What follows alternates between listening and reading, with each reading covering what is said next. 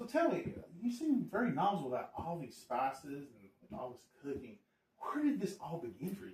Well, that's a two-part story. Mm-hmm. When I was about 6 years old, my grandparents, my great-grandparents, my mother, they're all great cooks.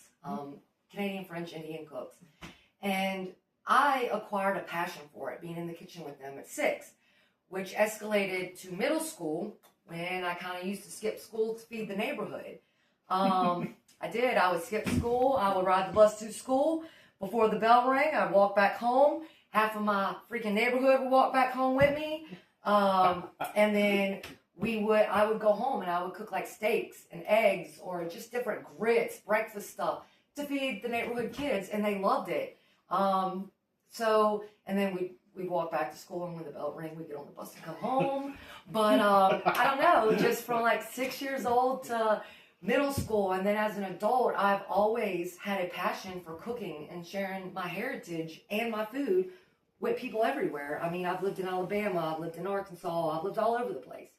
And I like to explain and show them the things that we do and our true heritage. And it became a thing for me. It's where my heart was. So tell me, what are you going to be preparing for us today? So for today, I'm going to be preparing quite a treat. A New Orleans chocolate chip pecan pie that has bourbon in it. Whoa. Yeah, I'm going to get y'all drunk. Then I'm going to be doing a turducken. I actually deboned my first turkey today, which a turducken is a chicken stuffed inside of a turkey with a duck stuffed inside of that. And then you cook it almost all the way. You add your boudin to it. You sew it up. And then you cook it the rest of the way. It's actually a Louisiana delicacy, something we're known for. I am making seafood Cajun macaroni and cheese, which is going to be really great. Never heard of that. No. Well, there's a lot of things about Louisiana people don't hear about. This is non-catering to tourism. This is true Louisiana. Oh, okay. So, what's the difference, though?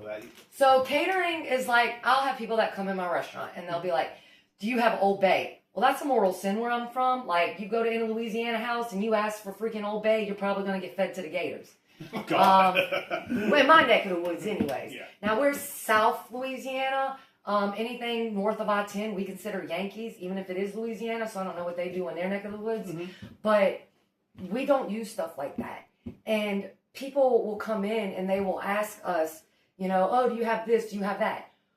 Well, that is catering. You're not giving, you're giving Louisiana, but you're not giving traditional Louisiana. You're alternate to make other people, like it, instead of giving the real thing that we've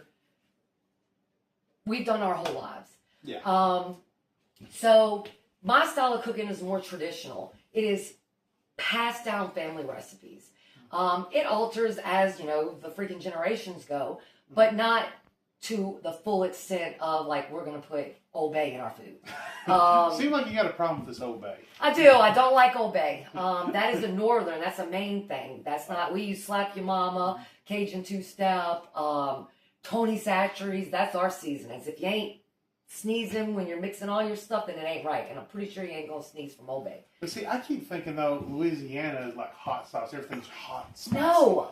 That is, if you want to be honest, a bunch of implants that come to Louisiana and they want to be Louisiana so bad, they're like, I'm going to make this so hot my nose runs and I have no taste buds left after I eat it. That's not real Louisiana. Yeah. Real Louisiana, when we say spicy, we mean spices. Bell pepper, onion, garlic, thyme, tarragon.